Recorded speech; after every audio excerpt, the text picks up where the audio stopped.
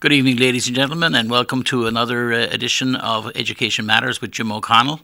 I hope you're all enjoying your summer by now and having kids at home, those of you who have your kids at home. And of course, those who have older children who are away at college, who are home for the summer or at least more around. And inevitably, my phone rings as we start, so let me get rid of that wonderful person who can call me back at another time. You're watching live if you're watching on Tuesday, July the 9th at 6 p.m. The call-in number is 640-3091. That's 640-3091. If you have anything on your of concern or interest, please feel free to call in. Again, 640-3091. I just would note I've been out and about over recent weeks, and this past weekend I happened to bump into a number of, I was going to say teachers, but not just teachers, but employees of the Manchester School District in various places as they go about their business with their husbands and wives and children. And it strikes me as extraordinary that we're sitting here after July 4th and we still have our public employees, the largest number of them in the city of Manchester, going without a contract with no. It seems to me that there is a distinct lack of urgency about everybody involved in this process, and I know they would defend their actions, and we could debate that. The bottom line is we have a large number of employees of the Manchester School District who deserve better than what the current process is giving them. And then the blame for that, let that fall where it may, and people can point fingers at each other.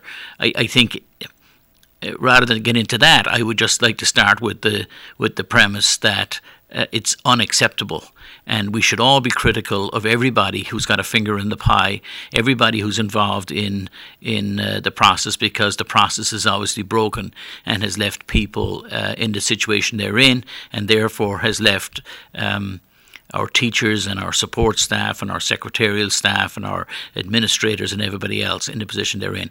I also note that I happen to be in a number of different corners of the city over the last couple of weeks since school closed, and it reminded me when I see teachers who are working part-time jobs and working in retail and working in restaurants and working in every corner, people doing different jobs to supplement their income.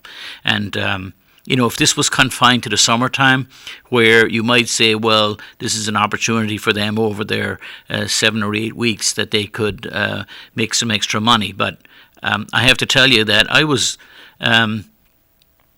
concerned this year that I happened to see teachers working in jobs late into the evening. And they're doing it because they need to earn enough money to keep their families fed and clothed and a roof over their heads. And it's a shame for us, the people of Manchester, to be here in the year 2019. That we've come to this situation, and I don't understand when I look at school board meetings and agendas and subcommittee meetings with their agendas and the items being discussed, and it goes on, and any one of those items, I'm not suggesting that those items shouldn't be on the agenda at all and shouldn't be discussed, but it seems to me that the first order of business is to see to our to the fact that our public employees get the proper compensation for the work they do, and that is a subset of the larger project, which is that our Manchester schools ought to be adequately funded. And it's just appalling to me that we go on, and it seems with the best intention in the world, and everybody, pushing their from their different corners, that the result remains as it is. And so to that end, I have to say that I am looking closely at those people who are running for public office, especially for the school board, but also for the Board of Mayor and Aldermen and Mayor in the City of Manchester coming up as these nominations go on over the next 2 weeks. I've been asked by a number of different groups of people in the city to run for office, something that I haven't done or considered previously. But it seems to me that we need people who are going to run for our school board and for aldermen, who are actually going to prioritise what is the single biggest solvable issue in the City of Manchester, one that's within the control of the city largely, and that is the issues around our public school system and what should be done about it.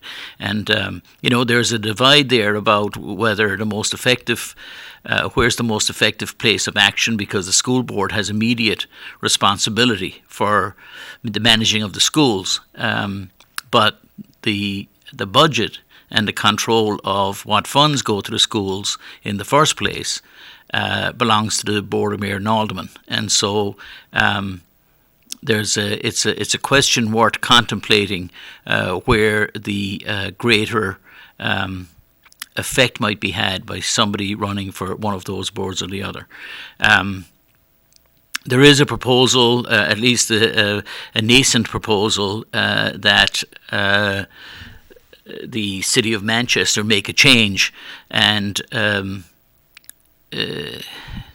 to its charter, something that is facilitated through legislative action in Concord recently, which would allow the City of Manchester to have a Board of School Committee, which is its own, which manages the schools and is responsible for the school's budget. And that a time may have come that the City of Manchester needs to look at that, because the current situation doesn't work.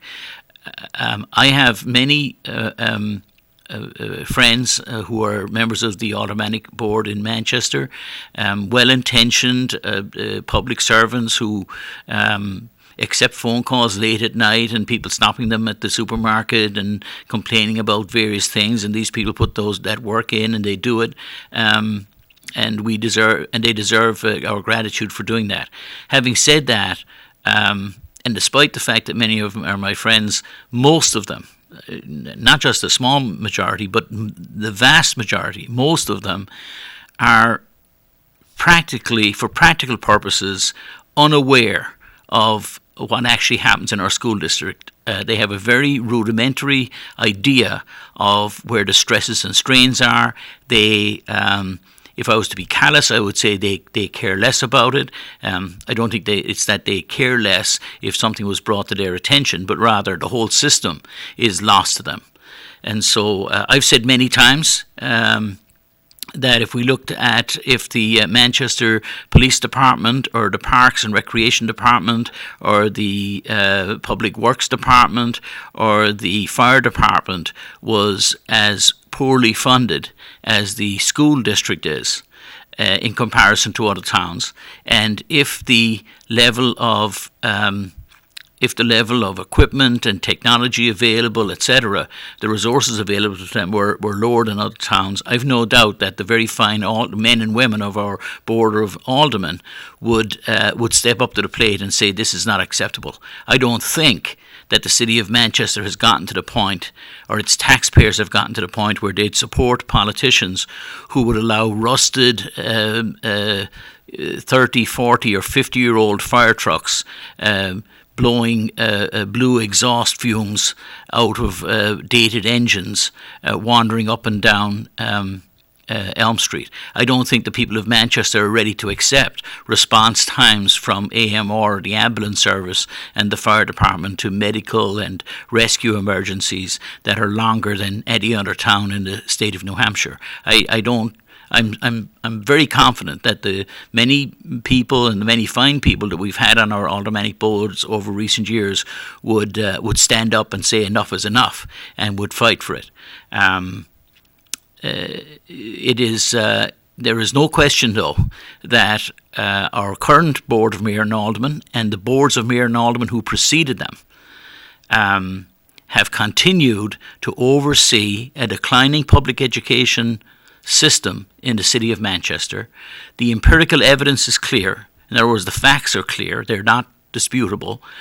Causes can be disputed, and there's plenty of room for discussion and plenty of room for places where people of different political viewpoints and philosophical viewpoints would have very divergent views.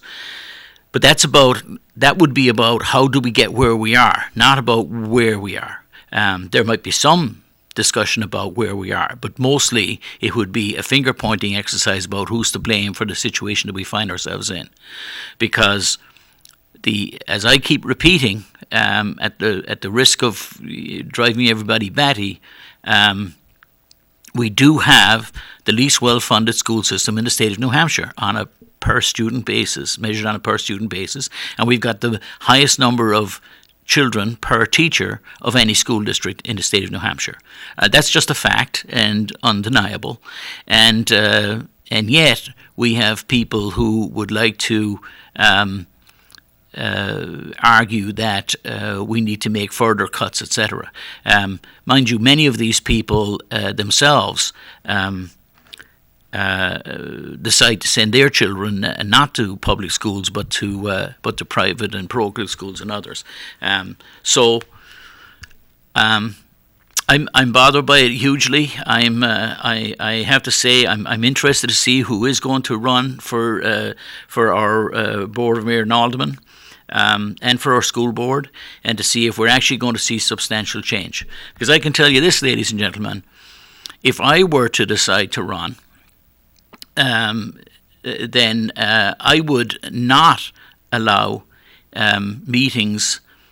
That sounds very arrogant. I would not allow the meetings to go ahead. I don't mean it like that at all. What I mean is I would not allow a meeting to finish without the major issues facing our school district being faced, and whether it's a 2-second, if I can't get a seconder for motions, for instance, I could imagine a scenario where at the end of any school board meeting, or during any school board meeting, or at the start of any school board meeting, or any place at which it's appropriate and allowed, that as a member of the Board of School Committee, to offer a motion that at a minimum would say that the current board finds the current circumstances of the Manchester School District to be unacceptable, and seek a seconder. And maybe there isn't somebody brave enough to second such a motion of just the feelings of the board. With or without a seconder, I could not see myself sitting on the Board of Mayor and Aldermen, or sitting on a board as a Board of School Committee member, and going through an agenda with lots of items on it to discuss all the wonderful or important things that need to be discussed in any business meeting. I cannot understand doing that without addressing the issue that we have children not getting the services that they need. This is not a small issue. It's not about some wish list about we would really like to get some new fancy science books in 3rd grade, and it'd be great if we could hire another math teacher in one of our schools. This is more fundamental than that. We have children in the city of Manchester who are being damaged by the fact that they do not have the resources that they need. The kids who are going to do fine are going to do fine. Manchester School District does a great job with the 14,500 students are there. There are many of them who do very well. We turn students out every year and put them into the best universities in the country. The that just we it's just amazing when I look at the list of kids who've come out of the Manchester School District in the last, just the ones that I really know the best, who are contemporaries of my children's, but who came out of Manchester School District in the last 3 or 4 or 5 years, and despite the challenges have gone on to great academic success. I'm reminded of a time when Mayor Gatzis was mayor, and he talked about the wonderful and commendable fact that the valedictorians of our high schools, the one that was 2 years ago, one from Memorial and one from Central, that one was accepted at Harvard and the other was accepted at Dartmouth College. And since then, the valedictorian of last year from Central High School went to Harvard as well, and they're doing great things there. The point is that those young men wrote an open letter back to Mayor Gatzis, but really to the city of Manchester, even though it was addressed to the mayor, and they made the point that they had been successful in the city of Manchester school district. They thanked their teachers. They thanked the people who had gotten them to where they were through the school system. But they pointed out that it was their belief that they achieved what they achieved despite the mismanagement of the Board of Mayor and Aldermen and the school board, not because of it. Their point was that, to paraphrase them, that to use them as an example and say everything is fine in the city of Manchester because, look, we've got kids at Harvard and we've got kids at Princeton and we've got kids at Dartmouth, was in the end a fallacy. It was wrong. It was pointing out, it was laying claim to something that we had no right to make that claim, because the fact is that we have many children in the city of Manchester some of whom have legal agreements to meet their needs, and we refuse to do so, or we do so with great reluctance. We are not able to supply the needs that our children need. I'm really interested to see who is going to run, and I will consider what my actions will be with regard to the Board of Mayor and Aldermen, or indeed the Board of School Committee in the coming days. When I look here, I have to give a shout out to Manchester Inklink, because they're running an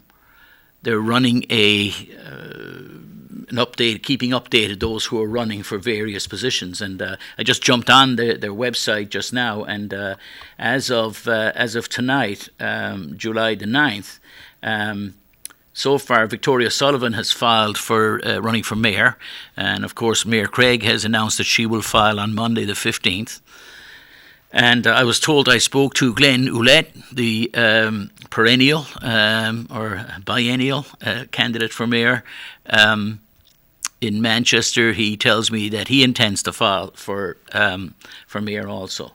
The committee, school committee at large, thus far is on July 8th, Laura Quiroga has filed to run for the committee at large. And then in Ward 1, as an alderman, Kevin Kavanagh has filed, no surprise there. In Ward 2, it looks for the school committee, Cathy Kelly-Arnold filed on July 8th. That's in Ward 2. In Ward 3, Pat Long has filed for Ward 8. And then for school committee, Karen Sewell has also filed in Ward 3. So that's interesting. Pat Long, of course, would be running for the seat that he has held for some time up until this past election when Tim Baines defeated him, and Tim is not going to run for re-election next time. In Ward 4, for Alderman, Chris Herbert has filed on July 8, and so has Jim Roy, another former public representative. Then Sudi Lett has filed for moderator, and then Leslie Want filed also for Ward 4 for the school committee. On to Ward 5, and this is available on manchesterinklink.com, so you can read it for yourself, and it's good because it's updated every day. But in Ward 5, nobody has gone forward as yet for Alderman, but Paul Crawford, is, the moderator, has gone there. In Ward 6, Elizabeth Moreau has filed on July 8, and so she's running to retain her seat. And then on the school committee, there's William Berquist in Ward 6, filed on July 8. And then the next one, Ward 7, we have Ross Terrio, current school board member, who is now running in Ward 7. And the big change there, of course, is that Mr. Shea, Bill Shea, who the longest serving alderman in the current board, has decided not to rerun for alderman, and so Ross Terrio is running there. Nobody else. Christopher Potter, by the way, has filed for the school committee in Ward 7. Not to be mistaken with former candidate Christopher Potter Stewart out of Ward 1, who I have heard nothing about whether he intends to run again for something. He did run against Kevin Cavan the last time out. But this is a different Christopher Potter. He's running in Ward 7 for the school board. In Ward 8, there are nobody has put forward that has filed just yet. In Ward 9, Selectman Joan Sullivan Fleury filed, and of course, not of course, but school board member Arthur Beaudry has filed also. So those are the early birds. In Ward 10, unsurprisingly, Bill Barry has filed for alderman, and school committee, John Avard has filed for school committee. And that's a surprise because up until the last 2 weeks or so, John Avard had announced that he was not going to run again. And then because there was such a big change coming to the Board of School Committee and so many people weren't rerunning, he decided that he would stay on for another term. And then Ward 11, there are two people who have filed for alderman thus far. Andre Rosa filed, and Chloe Sowers, I hope I'm pronouncing that right, Sowers, have filed in Ward 11. And then for Selectman, Lorraine Sharon has filed. Nobody has filed for school committee there yet. In Ward 12, we have Keith Hirschman, the current incumbent. He has filed, as did Hassan Essa, who ran the last time and gave Alderman Hirschman quite a race.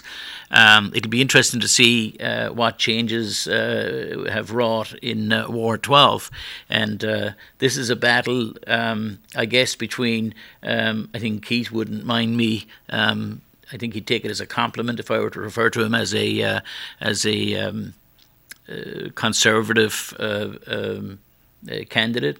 And then Hassan Essa, and it represents, so as I would think about it, the younger, newer Manchester. So this seems to me like a classic race between Keith Hirschman, who's been around a long time, was off the board for a while, and then came back on it, but has served as a public representative in Manchester for perhaps decades, and then Hassan Essa, a young man who recently graduated from, I think, UNH in Durham, but at least he's a recent college graduate in the last year or two, as I recall, and he's running for that seat. So in one sense, Ward 12 might be a microcosm of what's going on in the school district writ large. So then for the School Charter Commission, I don't know where we are with that right now, but 3 people have put their name forward for Leslie Wan, Pat Long, and Tim Bain. So this is in anticipation of the School Charter Commission. I'm not sure where that is. I'm sort of surprised to see it here. I wish I had read it a little earlier. But so that's where we are with regard to candidates. To remind anybody who's interested in running, and I encourage people to run, the days. The open filing period is between yesterday morning, Monday the 8th at 8 a.m. and it runs through Friday at 5 p.m. And as I said, I'll be making further announcements with regard to my position and whether I am running and which position I am running for in the city of Manchester. So, as we look at issues for the Manchester School District and the funding issue, etc., I draw attention to the fact that that Governor Sununu last week vetoed the reconciled budget from the House and Senate, and he vetoed it, and so we now don't know what the difference in funding will be for the city of Manchester and other school districts and cities across New Hampshire. It is amazing to me that all citizens, let alone and especially property owners in the city of Manchester, would not be up in arms at a governor who would veto a budget, which was a compromise budget, which would see significant amounts of state funding coming to a city like Manchester to help it with its underfunded school system. There is a constitutional obligation written into the New Hampshire Constitution, which requires the state to fund an adequate education for the students and the young people of our state. By any measure, the current level of funding for New Hampshire students is inadequate. And so people get off about the Claremont decision, and they like to talk about judges, making rulings and interfering in education. That's putting the things, ass backwards. The only reason that stuff has gone before judges now over a period of 20 years since the Claremont decision in the state of New Hampshire is because our public representatives in Concord refuse to fund what is their constitutional duty to fund adequately the public schools in the state of New Hampshire, and therefore they have been aggressively in recent years passing the costs back down to cities, which ultimately means that it comes down to the property owners of cities like Manchester and other towns, and therefore the tax burden on local property owners becomes more and more onerous, while the tax burden statewide is decreased in terms of education spending. And so this is a wrong that needs to be redressed. I don't understand actually anybody in the city of Manchester, especially a public representative in the city of Manchester, who would not vote to have the state of New Hampshire stop passing costs down to the city, because there is no place when you're passing it down as a representative in Concord. You're basically saying, here, send it down to the local city, knowing that property owners, that there's going to be huge resistance, because property owners, property taxes in New Hampshire are high already, and so effectively this is a tool by which you get to strip out public services or reduce public services. And of course, the very same people are often those who would choose to then, they don't care because they'll send their kids someplace else. If you're watching this show and you've got a child in public schools, or if you've got a granddaughter or a grandson who has children or about to have them who are going to have in public schools, you ought to be very concerned that this nonsense is going on. I have to tell you, I spoke this past week with Kathy Kelly Arnold, the candidate in Ward 2, and part of that discussion, I was asking her whether she intended to run, etc. But as part of that discussion, I asked her about where she was going to send her daughter to school, because I was aware that her daughter was of school age, and I don't. This is not. I'm not going after her in particular, but she's sending her child to a private school, and and doing so because the class that in the school that she'll be going into a private school that she will pay for, the class will have 14 kids in it, as opposed to the 29, 30, 32, or in, as God forbid, up to 40 kids. We don't really have that in Manchester anymore, at least not yet. But the 30 kids is a reality. So, despite the fact, and Kathy said to me that she has a record to run on, which is one of having supported public schools and having been an advocate for public schools.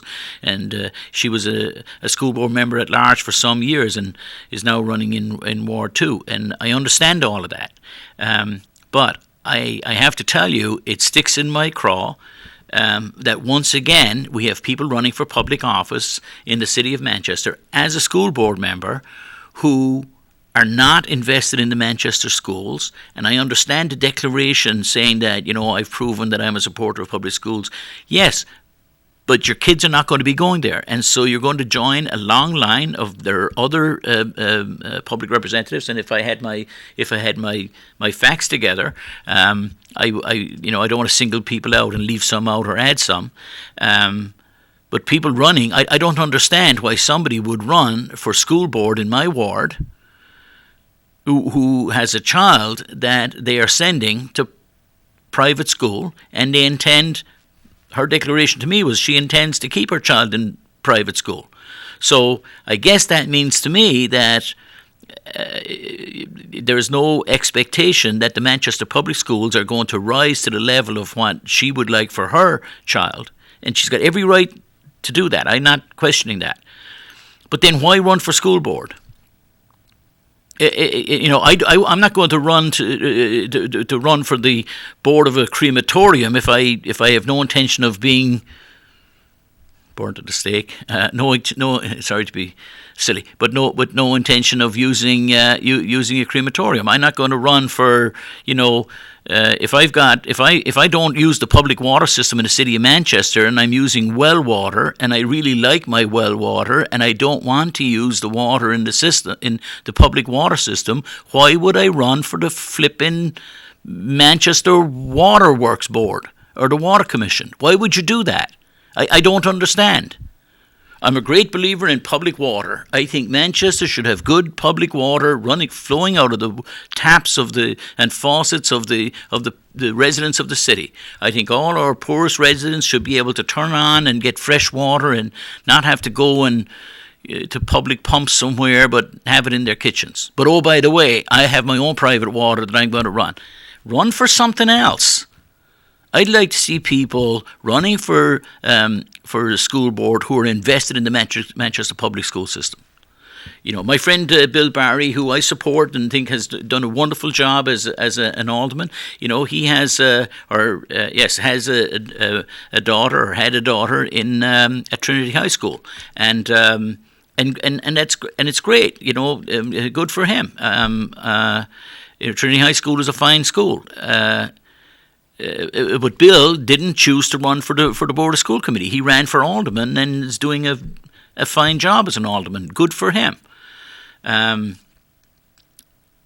just don't understand. There's a long history in the city of Manchester of people stepping up to the plate to run for the Manchester School Board who have no intention of sending their own children to the Manchester schools. The incongruity of it, the irrationality of it, is beyond me. It smells bad. It looks bad.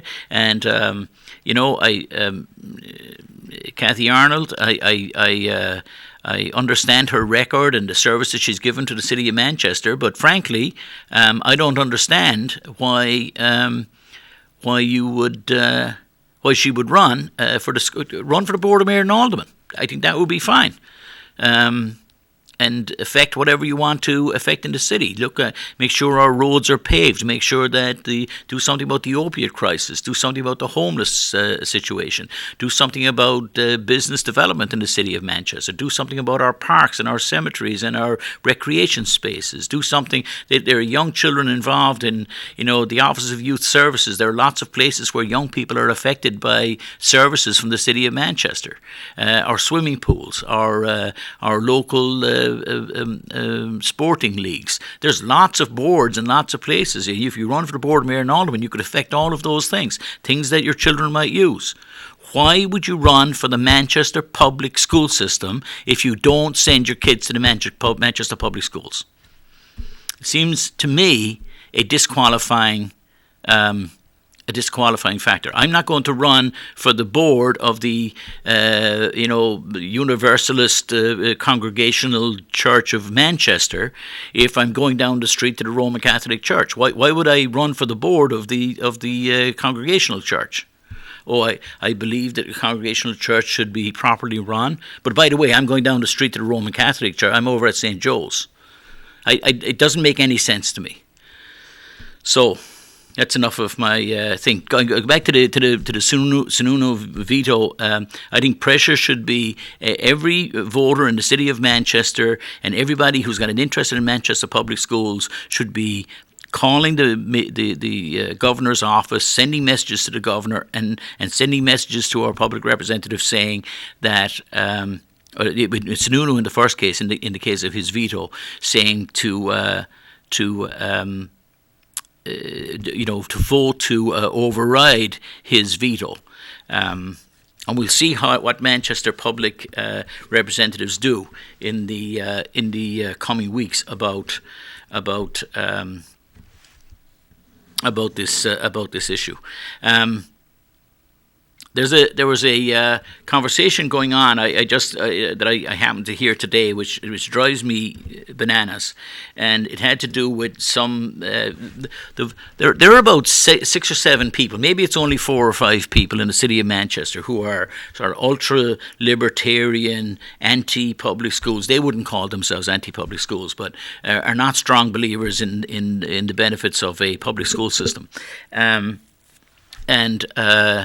They live in their own little echo chamber, and they mouth off quite a bit, and so they float these ideas all the time. And so we had a former alderman who decided to take his kids and leave the school district last year or last term and resign his seat in mid-term. I guess the 2-year commitment was too long.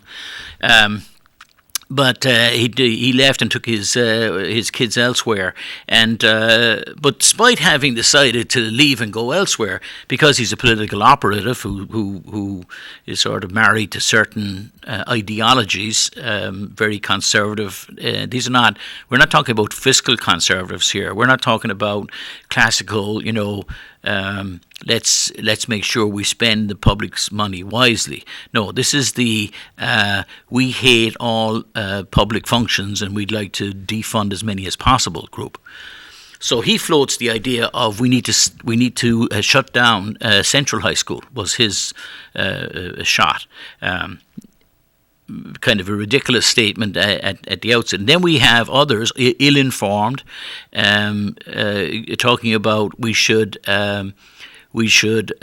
close some of our high schools and open just one big high school or whatever. And I'm not against any progressive idea that says here's a smarter way of doing things.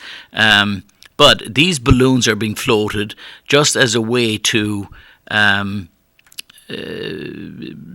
muddy the water, so to speak, and introduce narratives into the discussions that are not valid, etc. So I heard another one today that just drove me bananas. And I hear this. I heard conversations going on amongst people who are logical and educated and knowledgeable about matters, and then we're having a discussion. There was great concentration spent on the issue, an inquiry being done into the square footage being used by the Manchester School District and whether that square footage was, how much of it was necessary, etc.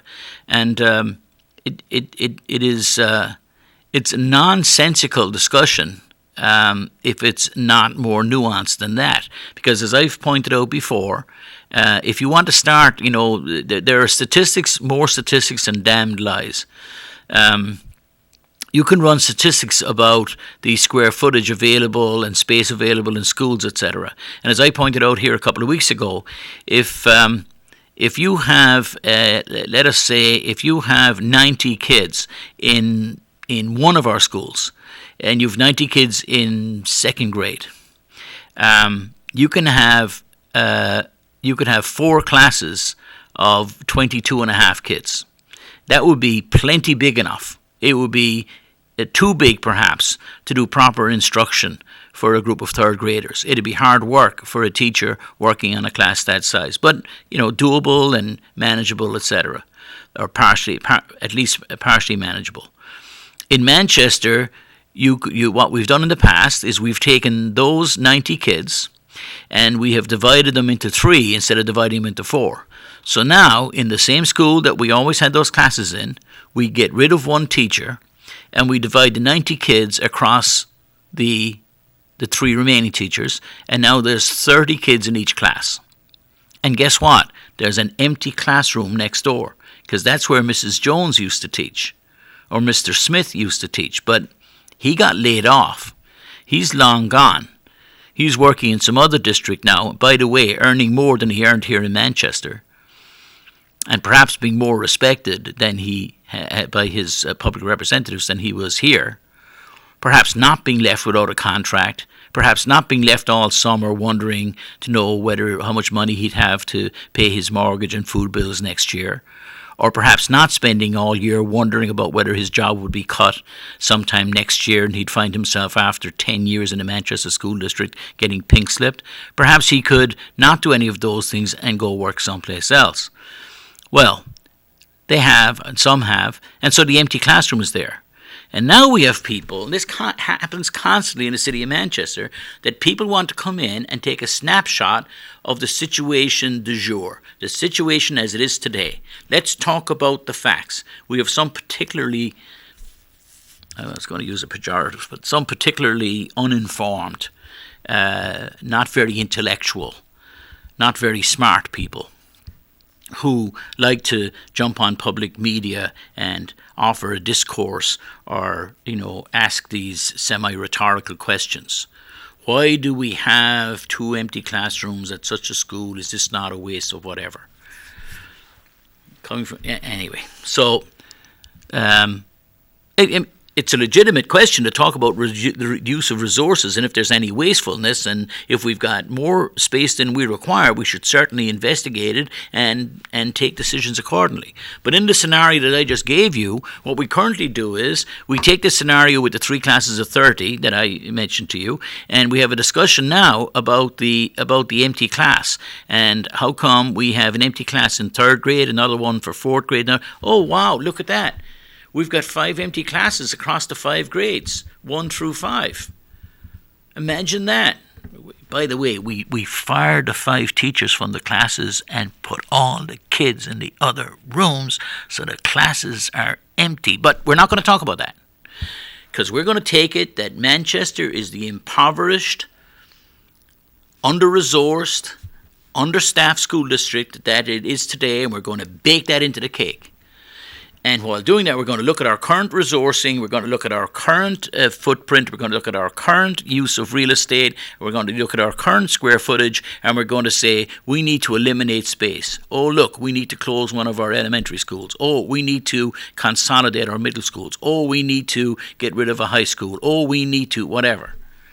And all this does is the people who've been working for many years now to denude the Manchester School District of many of its best qualities, the people who have been actively pushing to reduce teachers' compensation, pay and benefits, etc., in real terms, so that Manchester goes lower and lower on the scale. People who didn't stop when we got to being the least well-funded school district in the state. I've said many times, I remember having conversations 15 or close to 20 years ago with people saying, look, we're dropping down the scale. Those same people who were cutting back then would be appalled to look at where the cuts have gotten us to. But some people don't want to stop. They want to keep going, because they don't mind, by the way, because their kids are going elsewhere. So they're fine with that. Their kids are off in whatever place they've decided to put them, and some of them have decided to put them in pretty strange places. But it just doesn't. Without looking at the whole picture, it doesn't make any sense.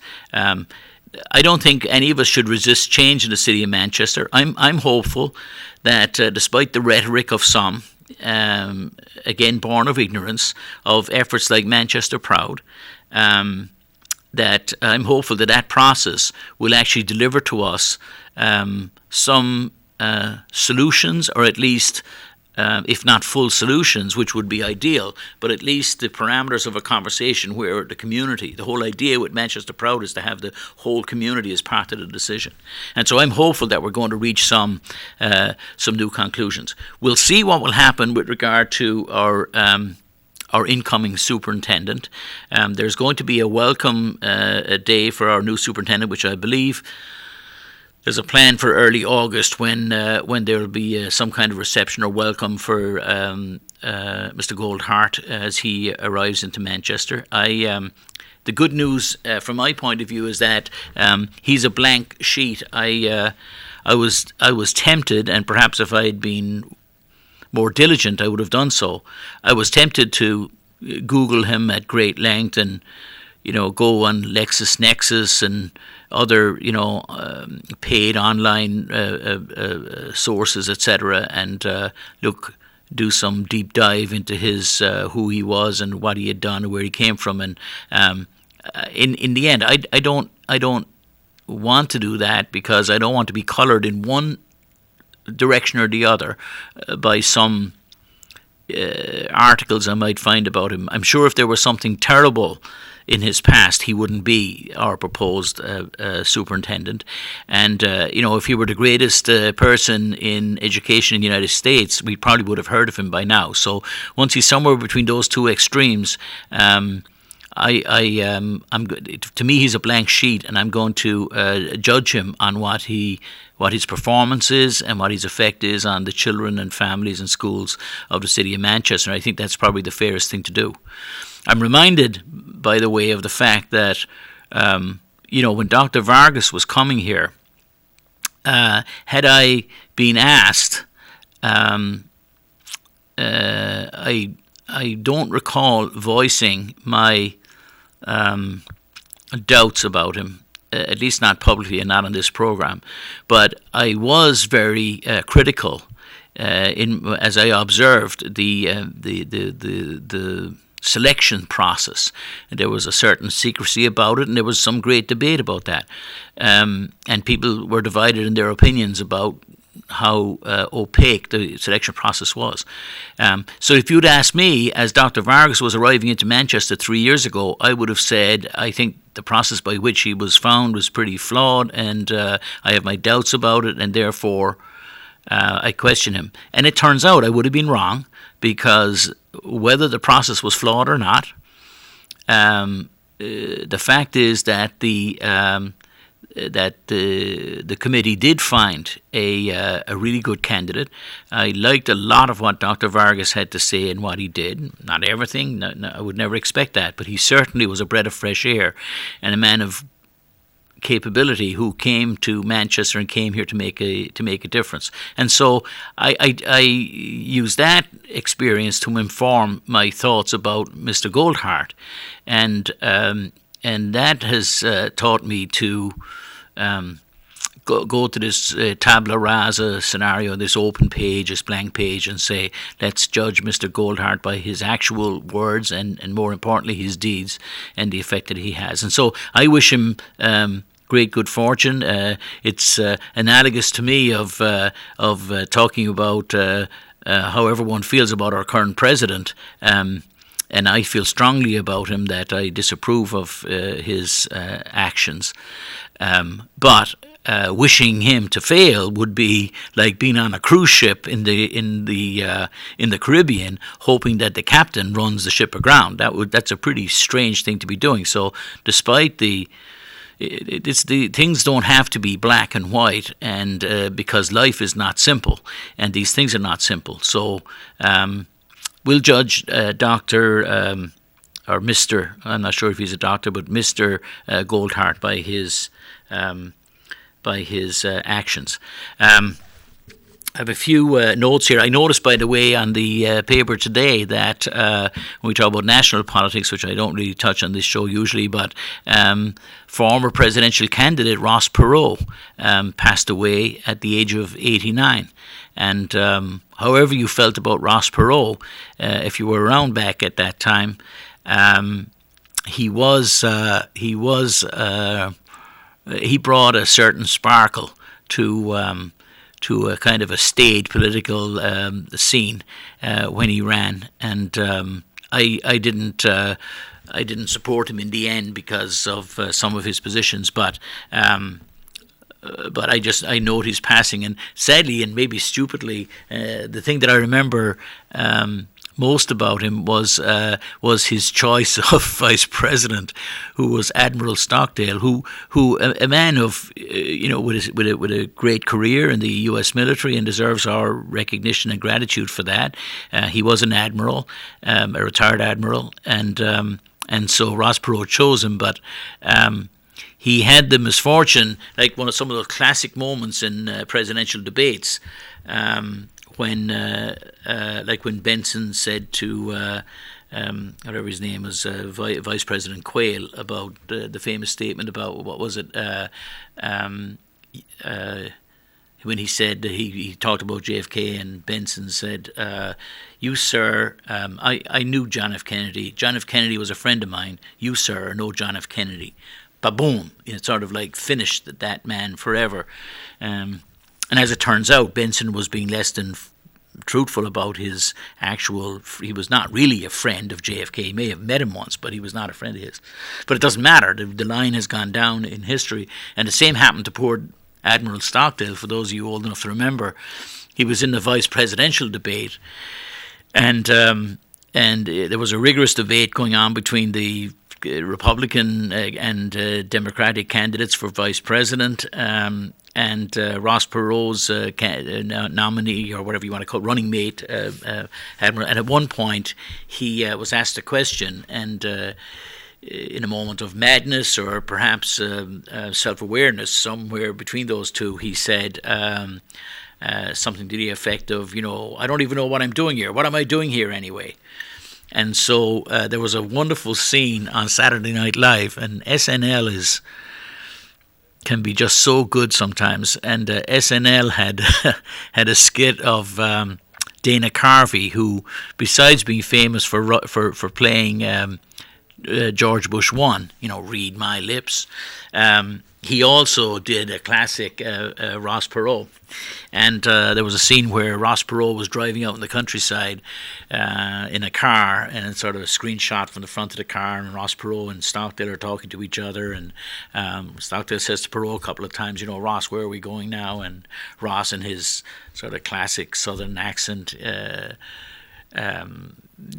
says, "You'll find out in a minute." And they get somewhere in the middle of nowhere, and he has Stockdale get out of the car to look at something, and he says, "Look at the shiny object over there." And Stockdale gets out to look at it, and Ross Perot takes off in a squeal of tires. And I guess you had to be there, but it was a very, very funny scene. So anyway, God rest Ross Perot, who has passed away. I think today, at least I read it today.